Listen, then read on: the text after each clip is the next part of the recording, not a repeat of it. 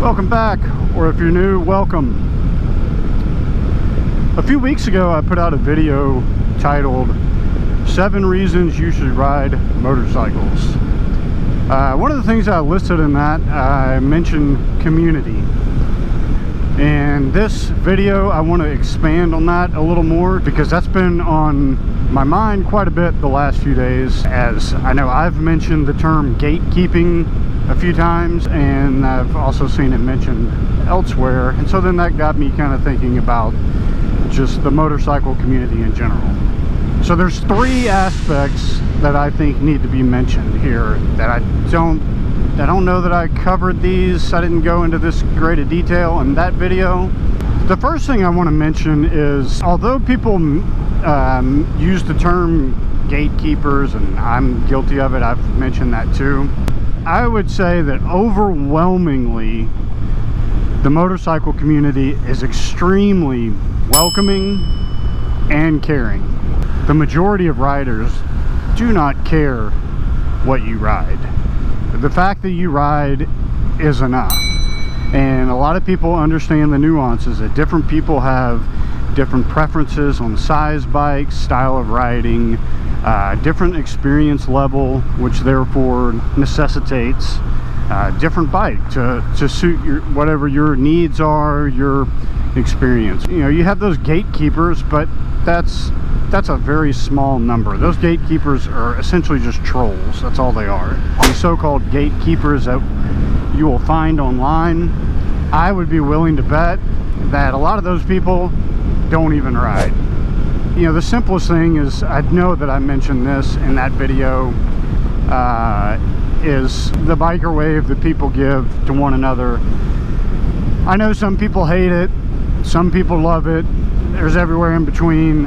I don't hate it, I don't see the harm in it. I do get that some people may think it's cheesy, but whatever, to each his own. Then I personally wave to everybody.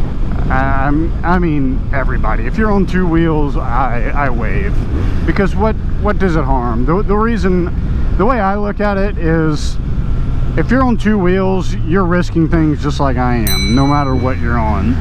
In fact, you know, I'll wave at people I see on a Honda Grom, and hell, they probably deserve a wave more than anybody riding around on, you know, these roads on a Grom. So yeah, respect to them. Yeah, back on the welcoming aspect, just about 2 or 3 weeks ago I was getting gas, and this guy, I would guess maybe mid-20s, came up to me right as I was finishing up pumping gas. I was on my bike, and he briefly mentioned something about my bike, and then asked me what would be a good first bike. You know, I'm one of those, I don't think there is any one answer to that. I think that depends on the person. So that led to a conversation with him about what kind of riding he wanted to get into, all that kind of stuff. But it did not bother me at all. My wife and friends and family will tell you that in general I am I'm not one for small talk, so a lot of times I'll do what I can to avoid it. Jeez, look at the time. I gotta get to bed.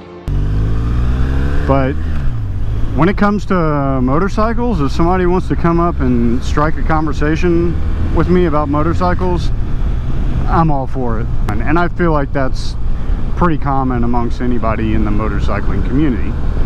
Another example of that was a few months ago. I was at another gas station getting gas, of course. It's not like I just hang out at gas stations all the time. That would be kind of creepy, like a Jay and Silent Bob type thing. 15 bucks, little man. I pulled in and started fueling up, and I noticed there was a guy at another pump on a Yamaha YZF 600R, which is a bike I owned, and I saw it and I did a double take. Because I haven't seen one of those in years, and I was excited to see it. And it was blue, which was the same color I had, and I mean, it looked identical to my old bike. So I had in my head, as soon as I finished pumping gas, I'm gonna go over there and talk to that guy.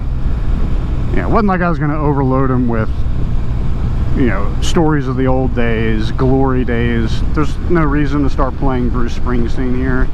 Not me. I'm in my prime.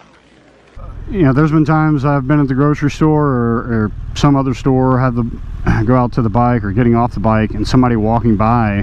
One day I had a guy stop and talk to me, tell me about when he was stationed in Germany back in the 80s. He had a bike and was telling me about riding around there. And it's just neat. It's something you experience because they care, they're welcoming. You see somebody on two wheels, Settle down, Beavis. then you think, that's one of mine.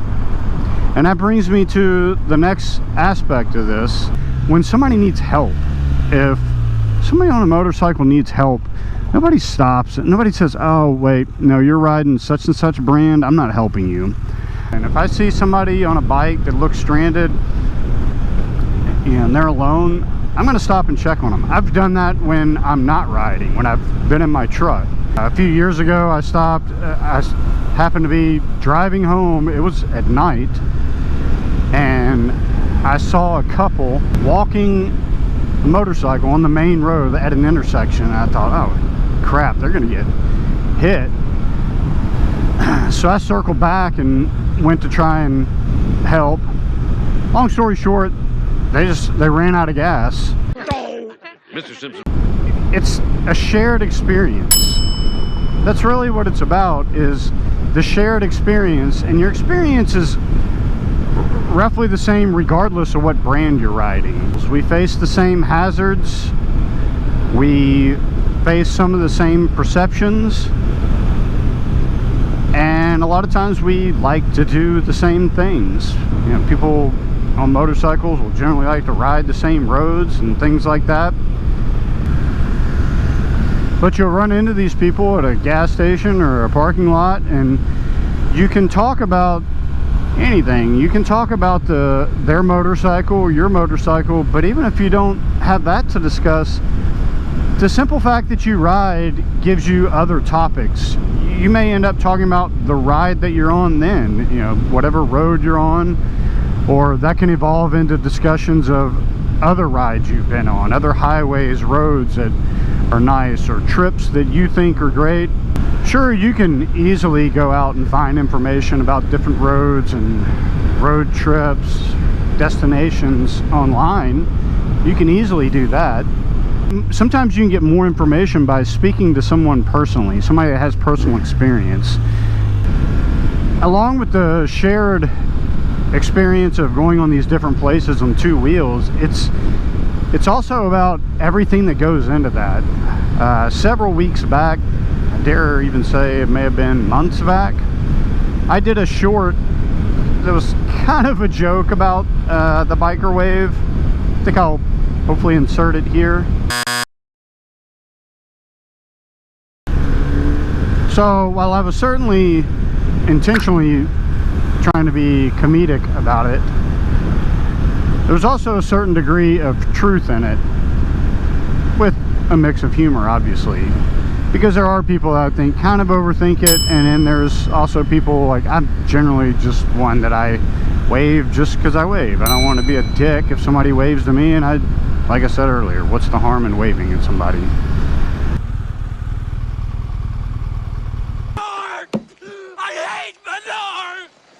Actually, that's not Manure, but that would be pretty damn funny if it was.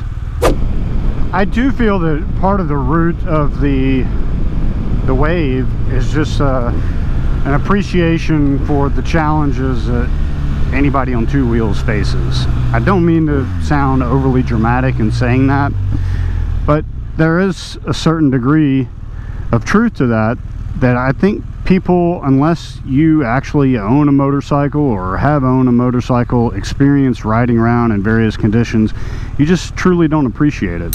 And people that have done it know. So all that ties into my third and final point about the motorcycle community. It's a shared mentality.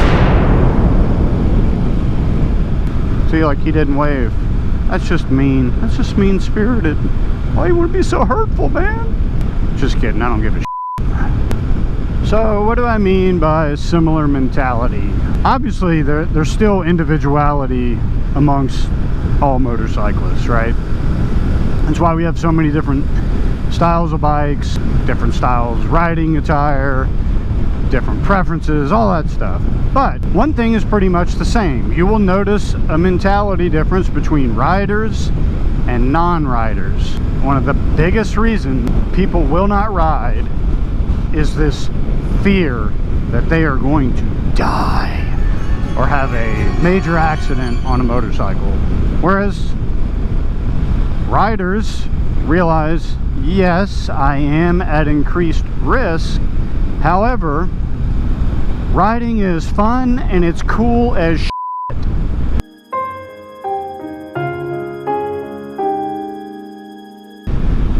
To a certain degree, whether most riders want to admit it or not, a lot of people that ride romanticize riding. Well, you hear the word romanticize and you think romantic. I don't mean like some romantic novel crap, okay? Flying. I'm talking like in the art sense of romanticize. You build it up to be this grand thing. And guess what? It is. It is this grand thing.